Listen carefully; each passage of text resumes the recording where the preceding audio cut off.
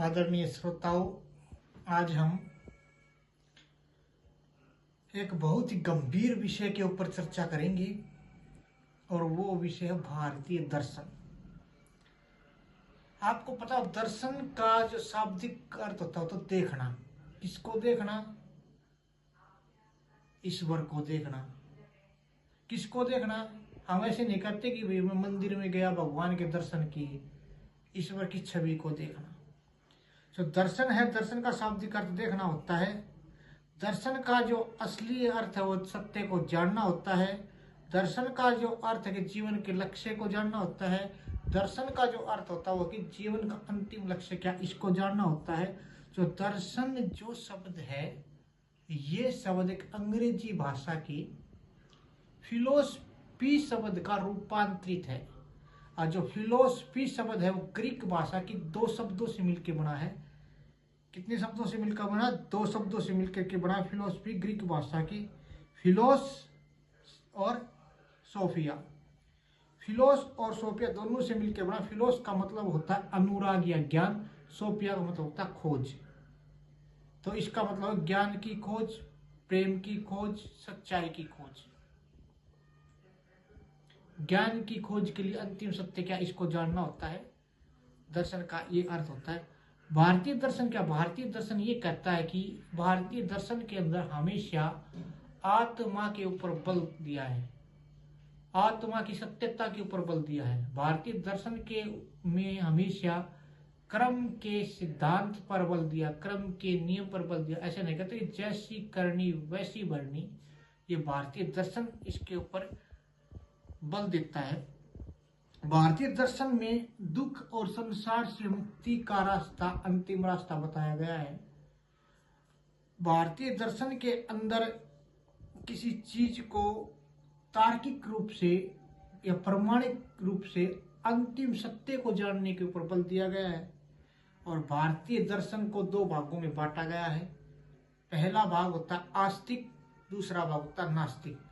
आस्तिक का कई लोग गलत अर्थ समझते हैं, सोचते हैं कि आस्तिक का मतलब ईश्वर से है, ईश्वर में विश्वास से है।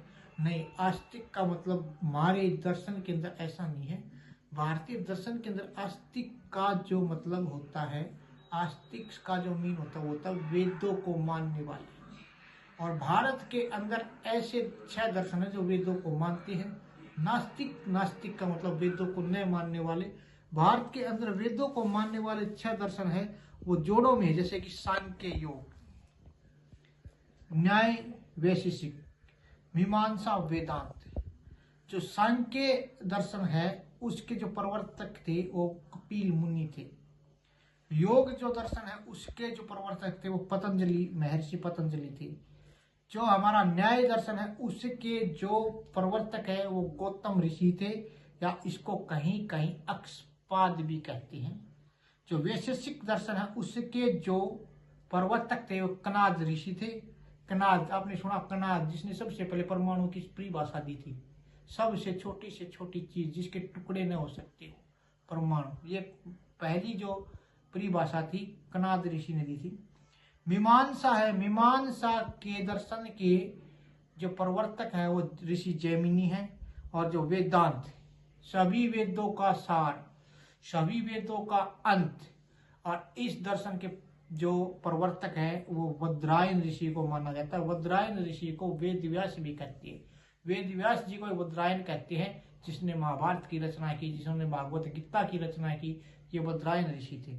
अब 3 प्रकार के जो नास्तिक दर्शन आते हैं, जो दर्शन वेदों को नहीं मानते हैं, वेदों का खंडन करते हैं, ठीक है, वो दर्शन हैं। 3 दर्शन हमारे, चारवाक दर्शन हुआ, जैन दर्शन हुआ, बौद्ध दर्शन हुआ, ठीक है। वेदों के अनुसार आत्मा ही सत्य है। वेदों के अनुसार कर्म के सिद्धांत पर बल दिया गया है। वेदों के आधार पर जीवन का अंतिम लक्ष्य सच्चाई को जानना है। जीवन का अंतिम लक्ष्य दुखों से ऊपर उठना है। जीवन का अंतिम लक्ष्य सुख, संसार से मुक्ति है। ऐसा हमारे दर्शनों में दर्शाया गया है।